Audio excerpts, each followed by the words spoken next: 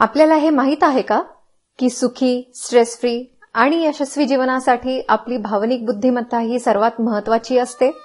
निर्णय क्षमता, communication skill, stress, अँगर management, relationship, team building, leadership ह्या सर्वांचा पायाच मुळी आपली भावनिक बुद्धिमत्ता असते. चला तर मग भावनेबाबत शास्त्रीय माहिती घेऊयात. भावना म्हणजे काय, त्या का येतात, त्यांचा वापर कसा करायचा, भावनिक साक्षरतेची भावगीत, भक्तिगीत आणि गझल यांच्या माध्यमातून केलेली सुरेल उकल.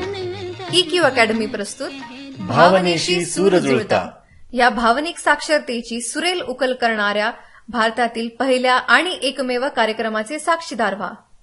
भावना म्हणजे आपल्या मेंदूत पाझरणाऱ्या केमिकलचा परिणाम, जो एक संदेश असतो आणि अमाप ऊर्जेचा स्रोतही असतो.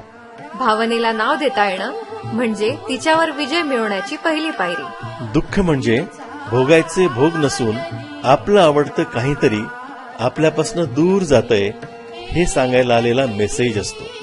भीती म्हणजे आपल्याला त्रास द्यायला नाही तर लक्ष द्या, कशापासून तरी धोका आहे हा मेसेज असतो.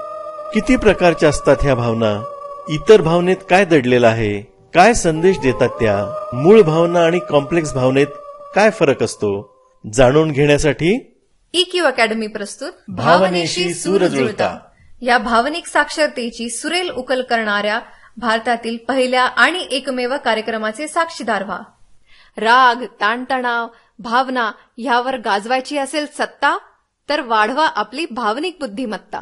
संपर्क श्री किशन वतनी, भावनिक बुद्धिमत्ता तज्ञ. Phone number 9518328211.